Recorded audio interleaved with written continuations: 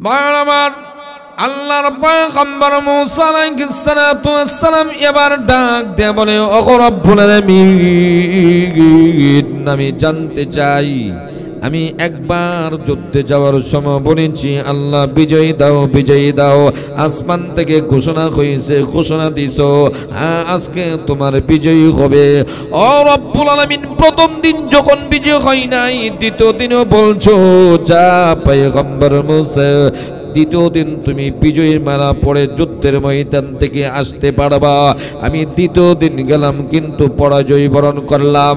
এবার আল্লাহ রাব্বুল আলামিনকে ডাক দেয়া বললে, আল্লাহ তৃতীয় দিন গেলাম, তুমি বলে দিয়েছো যুদ্ধের ময়দানে বিজয় অর্জন হবে, কিন্তু বিজয়ী হইলাম না, পরাজয়ের মালা পরে আমরা অপরাজয় হয়ে অপরাজিত হয়ে আমরা আসছি, কিন্তু বিজয়ী হতে পারে নাই। তৃতীয় দিন পর্যন্ত আমরা বিজয়ী হতে পারে নাই, অথচ আপনি বলেন আল্লাহ বিজয় আমাদেরই হবে, মুসলমানদেরই হবে, মুসা পয়গম্বর হবে। কিন্তু ফেরাউনকারী বিজয়ী হয়, ফেরাউন যুদ্ধের মধ্যে ফাঁস করে, আমরা পারি না, ফেরাউন পারে। আল্লাহ বুঝতে পারলাম না, আপনি বলেন আমরা বিজয়ী হব, কিন্তু বিজয়ী আমরা হই নাই। রব্বুল আলামিন, আপনার কথা তো লঙ্ঘন হওয়ার কথা নয়, আপনি যা বলেন তা শিরোধার্য, তা যথাযথ পালিত হয়, কিন্তু আল্লাহ বিজয়ী কেন আসে না? এমনি আল্লাহ রব্বুল আলামিন ডাক দিয়ে বলে, এ মূসা, আমার পয়গম্বর মূসা, ভালো করে জানিয়া লয় আমি কেন আমি কেন ফেরাউনকে বিজয়ী দিলাম। এক নম্বর কারণ হলো ফেরাউন আমার কাছে বড় নমনীয় হয়ে যায়, ফেরাউন আমার কাছে সিলিন্ডার করে, ফেরাউন আমার কাছে নতজানু হয়ে যায়, ফেরাউন আমার কাছে অক্ষমতা প্রকাশ করে। কখন জানুনি, দিনের বেলা যখন যুদ্ধের ময়দানে যায় তখন বলে আনা রব্বুকুমুল আলা, আমি বড় খোদা। কিন্তু ফেরাউন যখন গভীর রাত্র আসে, ফেরাউন গভীর রাত্রে ঘুম থেকে উঠিয়ে আমার কাছে দোয়ার হাত বাড়ায় বলে, ওগো রব্বুল আলামিন আল্লাহ, আমি জানি তোমার একজন নগণ্য গোলাম, আমি তোমার একটা নগণ্য বান্দা, তুমি ইচ্ছা করলে মুহূর্তের মধ্যে আমাকে সিংহাসন থেকে উঠাইয়া সাগরের মধ্যে ডুবাই দিতে পারো। আল্লাহ সেই ক্ষমতা আছে আল্লাহ, কিন্তু মাওলা আমি অক্ষম, আমি দুর্বল। আমি খোদা দাবি করছি জনগণের কাছে, আল্লাহ তুমি আমাকে লজ্জিত করো না। দিনের বেলা আমি খোদা দাবি করি, রাত্রের বেলা তোমার কাছে আল্লাহ সিলিন্ডার হয়, অক্ষমতা প্রকাশ করি। আল্লাহ তুমি তৌফিক দেও বলে আমি রাজত্ব চালাই, তুমি ইচ্ছা করলে পারো, ইচ্ছা করলে আমার রাজত্ব চিনে নিতে পারো। ও রব্বুল আলামিন, আমাকে বিজয়ী দাও। ও পয়গম্বর মূসা, ফেরাউন যখন রাত্রির গভীরে আমার কাছে সিলিন্ডার হয়ে যায়, কান্নাকাটি করে, রোনা জারি করে, অক্ষমতা প্রকাশ করে, নমনীয়তা প্রকাশ করে, তখন আমি আল্লাহ রব্বুল আলামিনের সাবাকাত রহমতি আলা গদাবি, আমার রহমত তার দিকে দৌড় মারে। এই জন্য আমি ওই যে সিলিন্ডার হওয়ার কারণে, নত হওয়ার কারণে, অক্ষমতা প্রকাশ করার কারণে, আমার কাছে ফেরাউন কান্নাকাটি করার কারণে তোমারে মূসা যুদ্ধের মধ্যে বিজয় দিতে পারি নাই। রাত্রের বেলা বেশি বেশি করে নত হয়ে আমার কাছে কান্দে বলে আমি আল্লাহ ওই আমার দুশমনকে ফিরাইতে পারি না, এই জন্যে আমি ফেরাউনকে যুদ্ধের মধ্যে বিজয় দান করি। ভাইয়ার আমার, এই জন্য আসুন আমরা মহান আল্লাহ রব্বুল আলামিনের কাছে নত হয়ে যাব। আমরা যখন বেশি বেশি ইবাদত করব তখন কোনো অহংকার করব না, বাহাদুরি করব না, আমরা আল্লাহর কাছে সিলিন্ডার করব। অনেক সময় দেখা যায় একজন মানুষ কয়েক ওয়াক্ত নামাজ পড়ে, তাহাজ্জুদ পড়ে, আজকে সারা রাত খালি তাহাজ্জুদ পড়ছি, আমি কয়েকটা খতম দিছি, এইভাবে আমি কোটি কোটি টাকা দান করছি, একটু আমল করার পরে অহংকার দেখাই, বরত্ব দেখায়, এইভাবে অহংকার যখন দেখায় আর বরত্ব দেখায়, আর এইভাবে রোজা রাখার পরে বলে আল্লাহ আমি অনেকগুলা রোজা রাখছি, তোমার বড় ইহসান করছি, দয়া করছি, এইভাবে যখন একটা বান্দা আল্লাহর কাছে তার ইবাদত নিয়ে বরত্ব দেখায়, আল্লাহ কই বান্দা তুমি আমার জন্য কিছুই করতে পারো নাই, আল্লাহ কই বান্দা তোমার জন্য তুমি আমার জন্য কিছুই করো নাই। কারণ বান্দা যখন নিজের বরত্ব দেখায় আল্লাহ সেটা পছন্দ করে না। কিন্তু পক্ষান্তরে কোনো বান্দা যদি বলে হাজারো ইবাদত করার পরে, হাজারো বندگی করার পরে, হাজারো কষ্ট করার পরে, হাজারো গোলামি করার পরে, হাজার হাজার নামাজ পড়ার পরও, ইবাদত করার পরে, কোটি কোটি লক্ষ লক্ষ টাকা আল্লাহর রাস্তায় দান করার পরও বান্দা যখন সিলিন্ডার হয়, আল্লাহ আমি তোমার জন্য কিছুই করতে পারলাম না, আল্লাহ আমি নগণ্য বান্দা, আমার আমল বিল তো কিছু নাই, আল্লাহ তোমার জন্য আমি কিছুই করতে পারলাম না, যখন বান্দা আল্লাহর কাছে বলে সিলিন্ডার হয়ে যায়, হাজার হাজার রাকাত করার নামাজ পড়ার পরও, কোটি কোটি ইবাদত করার পরও, ইবাদতের পাহাড় করার পরে বান্দা যখন নত হয়ে যায়, মহান আল্লাহ ডাক দেয়া বলে বান্দা তুমি সব করেছো, তুমি ইচ্ছা তোমার দ্বারা হয়েছে, চেষ্টা তুমি করেছো, তুমিও গিয়ে ইবাদত করছো, আমি আল্লাহ তোমারে সাহায্য করছি, আসলে বান্দা সব তোমার দ্বারা হয়েছে, যা বান্দা আমি তোর ইবাদত কবুল করে নিলাম।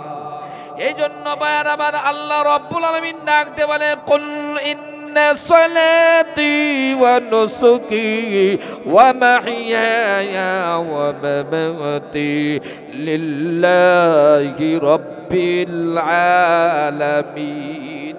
আমার ভাইরা আসুন আল্লাহর নবী বিশ্ব নবী রহমাতুল লিল আলামিন ডাক দিয়ে বলে ও আমার উম্মতেরা জানিয়া রাখো, তোমরা নিজের ইবাদত করবা, ইবাদত করার পরে আল্লাহর কাছে রুনাজারি করবা, আল্লাহর কাছে কান্নাকাটি করবা, আল্লাহর কাছে সিলিন্ডার হইবা, আল্লাহর কাছে দুর্বলতা প্রকাশ করবা, আল্লাহর কাছে অক্ষমতা প্রকাশ করবা, আল্লাহ তোমার জন্য কিছু করতে পারে নাই, দোয়ার মাধ্যমে বলবা, হাজারো রাকাত পড়ার পরে, হাজারো ইবাদত করার পরে, হাজারো আল্লাহর গোলামি করার পরে ডাক দিয়ে বলবা আল্লাহুম্মা তাকাব্বাল হাসানাতি, ওগো রব্বুল আলামিন তুমি আমার নেক কাজগুলো কবুল করো, আমার বندگیগুলো কবুল করো, আমার দানগুলি কবুল করো, আমার রোজাগুলি তুমি কবুল করো। এইভাবে যখন একটা বান্দা হাজারো ইবাদত করার পরে সিলিন্ডার হয়ে যায়, অক্ষমতা প্রকাশ করে, নমনীয়তা প্রকাশ করে, তখন আল্লাহ রব্বুল আলামিন তার ইবাদতগুলিকে মকবুল করিয়া নেন। নবী রহমাতুল লিল আলামিন দেখেন কিভাবে আল্লাহর কাছে অক্ষমতা প্রকাশ করেছে, অথচ আল্লাহর নবী বিশ্ব নবী রহমাতুল লিল আলামিন নিয়ে তো আমল করেছে। পৃথিবীতে যারা আগমন, যারা অতীত হয়ে গেছে, যারা বর্তমান আছে, ভবিষ্যতে যারা আসবে, সমস্ত নবী রাসূল মিলিয়া, সমস্ত মানুষ মিলিয়া, সমস্ত জিন ইনসান মিলিয়া, সমস্ত সৃষ্টি মাখলুকাত মিলিয়া যে ইবাদত আল্লাহর করেছে, তার চেয়েও বেশি ইবাদত আল্লাহর রাসূল, আল্লাহর নবী বিশ্ব নবী রহমাতুল লিল আলামিন করেছে। এত ইবাদত আবদিয়াতের যে আবদিয়ত কাকে বলে, যিনি আল্লাহর কাছে সারেন্ডার হয়, আল্লাহর গোলামি করে, আল্লাহর কাছে একজন বান্দার যে কাজ আল্লাহর ইবাদত করা, বন্দী করা, আবদিয়তের শেষ সীমা পর্যন্ত আল্লাহর নবী চলে গেছে। আল্লাহর নবীর জিন্দেগীর গুনাহ আল্লাহ আগে থেকে মাফ করে দিয়েছে। এত ইবাদত করার পরও আল্লাহর নবী রহমাতুল লিল আলামিন আল্লাহর কাছে সিলিন্ডার হইয়া, নত জানো হইয়া এইভাবে দোয়া করতেন, আল্লাহুম্মা সুমতু লাকা ওয়া আলা রিজকিকা আফতারতু ফাতাকাব্বাল মিন্নি।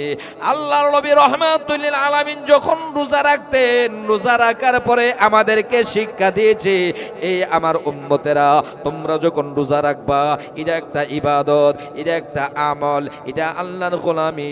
রোজা রাখার পরে ইফতার যখন সামনে আসবে তখন ইফতার সামনে নিয়ে বলবা আল্লাহুম্মা লাকা সুমতু ওয়া আলা রিজকিকা আফতারতু ফাতাকাব্বাল মিন্নি। এইভাবে বলবা আল্লাহ তোমার দেওয়ার সারাদিন রোজা রাখলাম, আল্লাহ তোমার দেওয়ার রিজিক দিয়া ইফতার করলাম, আল্লাহ এই যে ইবাদত করলাম, ইফতার করলাম, সারাদিন রোজা রাখলাম, ইবাদত করলাম, ফাতাকাব্বাল মিন্নি। আল্লাহ তুমি আমার এই রোজাকে কবুল করো, আমার ইফতারকে কবুল করো, আমার তারাবিকে কবুল করো, আমার এই তাহাজ্জুদের নামাজকে কবুল করো, আমার কোরআন তেলাওয়াতকে কবুল করো। আল্লাহর নবী আল্লাহর দরবারে সিলিন্ডারের পদ্ধতি শিক্ষা দিয়েছে। উম্মত তোমরা বলবে না।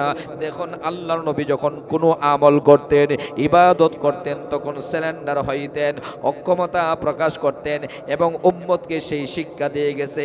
আল্লাহর নবী রাহমাতুল লিল আলামিন যখন কুরবানির সময় আসতো, আল্লাহর নবী একবারে এক বছরে আল্লাহর নবী একটা বছর যখন কুরবানির সময় আসলো, আল্লাহর নবী একটা নয় দুইটা নয় প্রায় 100 উট আল্লাহর রাস্তায় কোরবানি দেওয়ার জন্য প্রস্তুতি নিলেন। কোরবানির সিজনে আল্লাহর নবী 100 উট আনিয়া কোরবানি করার জন্য আল্লাহর নবী কাতার ধরাইছে, একটা মাঠের মধ্যে হাজিরা করছে। এমন অবস্থায় আল্লাহর নবী ঈদের নামাজ পড়িয়া উটগুলা কোরবানি করার জন্য হাতের মধ্যে যখন ছুরি নিছে, উটগুলা কোরবানি করবে, নহর করবে, এই মুহূর্তে দেখা গেল মানুষ গরু জবাই করলে, ছাগল জবাই করলে, উট জবাই করলে, মহিষ জবাই করলে অনেকজন লোক হাত পাও বাঁধিয়া তারপরে অনেক কষ্ট করে মাটিতে পালতে হয়, এরপরে জবাই হয়। আমার ভাই আল্লাহর নবী রাহমাতুল লিল আলামিন যেই বছর 100 উট আল্লাহর রাস্তায় কোরবানি দিবে, কোরবানি একটা আল্লাহর ইবাদত। ওই মুহূর্তে যখন হাতে ছুরি নিলেন, উটগুলাকে ধরার জন্য কোনো রশির প্রয়োজন হয় নাই, কোনো ধরনের মানুষের প্রয়োজন হয় নাই। এমনি উটগুলা একটা একটার সাথে যুদ্ধ করে একটা একটার আগে কার আগে কে যাইবে নিজের গলা ফাটিয়া দিবে। এক একটা উট আল্লাহর নবীর দরবারে আসিয়া বলে, ওগো আল্লাহর নবী, কোরবানির দ্বারা ইবাদত করবা, আমাকে আগে কোরবানি করো। এইভাবে উটগুলা মোকাবেলা শুরু করছে, কার আগে কে কোরবান হবে। এইভাবে যখন এক একটা উট আসে, আল্লাহর নবী জবাই করতে করতে কয়েকটা উট জবাই করিয়া আলীর হাতে ছুরি দিয়ে দিলেন। এইভাবে আল্লাহর নবী 100 উট কোরবানি দিছে। ঠিক না ঠিক? আল্লাহর নবী উটগুলা কোরবানি দিয়া একটা ইবাদত, কোরবানি করা একটা বিশাল বড় ইবাদত। কোরবানি করার পরে আল্লাহর নবী দোয়া করছে, আল্লাহুম্মা তাকাব্বাল মিন মুহাম্মাদিন ওয়া মিন উম্মতি মুহাম্মাদিন। আল্লাহ আমার পক্ষ থেকে এই কোরবানি তুমি কবুল করো। আল্লাহ ইবাদত করার যোগ্যতা আমার নাই, আল্লাহ আমল করার যোগ্যতা আমার নাই। আল্লাহ তুমি তোমার রাস্তায় যে কোরবানি দিলাম এটা তেমন কিছু করতে পারলাম না, আল্লাহ তুমি আমার পক্ষ থেকে কোরবানি করো এবং আমার উম্মতের পক্ষ থেকে আমার কোরবানি কবুল করো। মায়ের আমার আল্লাহর নবী রাহমাতুল লিল এইভাবে ইবাদতের পদ্ধতি শিক্ষা দিয়ে গেছে, কিভাবে আমার উম্মত সিলিন্ডার হবে, আর সিলিন্ডার হইলে আল্লাহ ইবাদতটা কবুল করবে। এই জন্য আমার ভাইয়েরা, আল্লাহর নবীর পরে সাহাবায়ে কেরাম কিভাবে আল্লাহর কাছে নত হয়েছে। দেখেন আমরা যখন দোয়া করি, দেখবেন দোয়ার পরে অনেক সময় আমরা দোয়া করি, দেখবেন হজ্জে যখন মানুষে যায় কাবা ঘর তোয়াফ করে, এই কাবা ঘর তোয়াফ করা অবস্থায় একটা দোয়া আল্লাহর নবী বলে গেছেন, এই দোয়াটা তোমরা বেশি বেশি করবা, কাবা ঘর তোয়াফ করবা আর এই দোয়াটা বলবা, রব্বানা আতিনা ফিদ দুনিয়া হাসানাতাও ওয়া ফিল আখিরাতি হাসানাতাও ওয়া কিনা আযাবান্নার। ওগো রব্বুল আলামিন, আপনি আমাদেরকে দুনিয়ার কামিয়াবি দান করো, দুনিয়াতেও সফলতা দান করো এবং আখিরাতের সফলতা দান করো এবং আল্লাহ আমাকে জাহান্নাম থেকে মুক্তি করো। আর আমার এইভাবে যখন কাবা ঘর তোয়াফ করা একটা ইবাদত, বিশাল বড় একটা ইবাদত। আল্লাহর ঘর তোয়াফ করা এর চেয়ে বড় বড় ইবাদত আর হতে পারে না। আল্লাহর ঘরটা দেখিয়া দেখিয়া বান্দা পাগল পারা হইয়া, আশেকের মতো পাগল হইয়া, মাসুকের পাগল হইয়া, আশেকে মাসুক পাইয়া আল্লাহর ঘর তোয়াব করে পাগলের মতো হয়ে যায়, মাথা এলোমেলো হয়ে যায়, শরীরগুলা যেন কেমন বিজারা মারে। আর দোয়া পড়ে, আল্লাহ আমার তোয়াবগুলা কবুল করো, দুনিয়ার কামিয়াবি দান করো, আখিরাতের মঙ্গল দান করো, জাহান্নামের আগুন থেকে বাঁচাও। এইভাবে যখন কোনো একটা বান্দা সিলিন্ডার করে আল্লাহ রাব্বুল আলামিন তখন তার ইবাদত, তার আমল কবুল না করিয়া পারেন না। আমার ভাইরা দেখেন, ইমামে আবু হানিফা রাহমাতুল্লাহি আলাইহি এত বড় একজন আল্লাহর ওয়ালা বুজুর্গ ছিলেন, এত বড় একজন মুহাক্কিক আলেম ছিলেন। তিনি হলেন চার ইমামের একজন ইমাম, ইমামে আজম, সমস্ত ইমামদের নেতা ইমামে আজম রহমাতুল্লাহি আলাইহি। তিনি রমজান মাস আসলে প্রতি রমজান মাসে 61টা কোরআন খতম দিতেন। কয়টা? কত বড় আমল! 61 বার কোরআন খতম দিতেন। তিনি 61 বার কোরআন খতম দিতেন। তারাবির নামাজে 30, তারাবির নামাজের মধ্যে এবং অন্যান্য ভাবে তাহাজ্জুদ নামাজ মিলিয়া ওই ইমামে আবু হানিফা রাহমাতুল্লাহি আলাইহি রমজান মাসে কোরআনের আমল করতে যাইয়া 61টা খতম দিতেন। শুধু তাই নয়, ইমামে আবু হানিফা রাহমাতুল্লাহি আলাইহি আল্লাহর ইবাদত এইভাবে করেছিলেন। এশারের উজুর দ্বারা ফজরের নামাজ পড়ছে, ইয়াশারের উজু করার পরে ফজরের নামাজ পড়ছে। এই উজু দিয়া 40 বছর পর্যন্ত ইয়াশারের উজু দিয়া ফজরের নামাজ পড়ছে। তার মানে হচ্ছে, কেউ যখন এশারের পরে উজু করে, উজু করার পর যদি কেউ ঘুমাইয়া যায়, উজু ভাঙ্গিয়া যায়, আর ইমাম আবু হানিফা ইয়াশারের পরে যে উজু করছে আর ঘুমাইছে না, কিতাব লেখছে, মাসালা লেখছে, তাহাজ্জুদের নামাজ পড়ছে, আল্লাহর ইবাদত বন্দেগী করছে। এইভাবে 1,40 বছর পর্যন্ত ইমামে আবু হানিফা রাহমাতুল্লাহি আলাইহি ইয়াশারের উজুর দ্বারা ফজরের নামাজ পড়ছে। তার মানে 40 বছর ঘুমাইছে না, খালি আল্লাহর ইবাদত করছে, আল্লাহর গোলামি করছে, আল্লাহর আরাধনা করছে, আল্লাহ রাব্বুল আলামিনের জন্য আমল করছে। এত কিছু আমল করার পরে ওই ইমামে আবু হানিফা রাহমাতুল্লাহি আলাইহি একবার নয়, দুইবার নয়, বাগদাদ শরীফ থেকে হাঁটিয়া হাঁটিয়া 50 বার হজ আদায় করছে। কয়শো বার? 50 বার, 55 বার হজ্জে বাইতুল্লাহ আদায় করছে। তাইলে বাইতুল্লাহ শরীফও জিয়ারত করছে 55 বার। এইভাবে একদিন আল্লাহর ওই পাগল বান্দা ইমামে আবু হানিফা রাহমাতুল্লাহি আলাইহি হজ কাজ করতে যাইয়া, হজের কাজ কমপ্লিট করিয়া, আল্লাহর ঘর তোয়াফ করিয়া এবার আল্লাহর ঘরের তোয়াফ শেষ করিয়া মাকামে ইব্রাহিমের সামনে 2 রাকাত নামাজ পড়িয়া এবার আল্লাহর দরবারে হাত উঠায়া বলে, মা আবাদনাকা হাক্কা ইবাদাতিক ওয়া মা আরাফনাকা হাক্কা মারিফাতিক। ডাক দিয়ে বলে, ওগো আল্লাহ রাব্বুল আলামিন, এতগুলি ইবাদত করার পরে, তোয়াব করার পরে, নামাজ পড়ার পরে আল্লাহরে ডাক দিয়ে বলে, আল্লাহ যেইভাবে ইবাদত করার দরকার, তোমার শান অনুযায়ী যেইভাবে ইবাদত করার দরকার, আল্লাহ সেইভাবে ইবাদত করতে পারি না, তোমার হক আদায় করতে পারি না। ইবাদত যেইভাবে করার দরকার, যথাযথ হক আদায় করে ইবাদত করতে পারি নাই। আল্লাহ তোমার মারিফত যেইভাবে হাসিল করার দরকার তা হাসিল করে ইবাদত করতে পারে নাই। আল্লাহ আমি দুর্বল, আমি অক্ষম, তোমার জন্য কিছুই করতে পারলাম না। আমার ভাইরা, ইমামে আবু হানিফা রাহমাতুল্লাহি আলাইহি শুধু তাই নয়, একদিন নামাজের ভিতরে সূরা ইয়াসিন তেলাওয়াত শুরু করলেন। ইয়াসিন পড়তে পড়তে নামাজের ভিতরে একবার যায়া একটি আয়াত তার সামনে পড়ছে, ওয়ামতাজুল ইয়াউমা আইয়ুহাল মুজরিমুন, এই আয়াতটা যখন সামনে আসে আর সামনে আগাইতে পারে না, বারবার এই আয়াতটাই পড়ে, ওয়ান্তাজুল ইয়াউমা আইয়ুহাল মুজরিমুন, ওয়ান্তাজুল ইয়াউমা আইয়ুহাল মুজরিমুন। চোখের পানি ছেড়ে ছেড়ে কান্দি আর বলে, আল্লাহ তুমি বলেছো ও জাহান্নামীরা তোমরা আলাদা হয়ে যাও, ও জান্নাতীরা তোমরা আলাদা হয়ে যাও। দুই দলে বিভক্ত করা হবে। ইমাম আবু হানিফার সামনে আগাইতে পারে না, এই জন্য যে আমাকে নিয়ে আল্লাহ কিয়ামতের ময়দানে আটকায়া বলে তুমি হইলে জাহান্নামীদের অন্তর্ভুক্ত। এই জন্য ইমামে আবু হানিফা নামাজের ভিতরে এই আয়াত পড়ে আর কান্দে, আমি না জানে জাহান্নামের পেসেঞ্জার হয়ে যাই, না জানে জাহান্নামের ডিক্লার হয়ে যায়। এই জন্য আমার ভাইয়েরা, আমাদের বড় বড় বুজুর্গারে দিন যেহেতু এত বড় বড় আমাল করার পরে আমি তো দেখাই নাই, অহংকার দেখাই নাই, বড়ত্ব দেখাই নাই, আল্লাহ রব্বুল আলামিনের কাছে স্যালেন্ডার করেছে। এই জন্য আল্লাহ তাদের আমলগুলিও কবুল করেছে। আল্লাহ রব্বুল আলামিন একমাত্র যারা আল্লাহর ভয়ে কানবে তাদের ইবাদতই আল্লাহ কবুল করবে।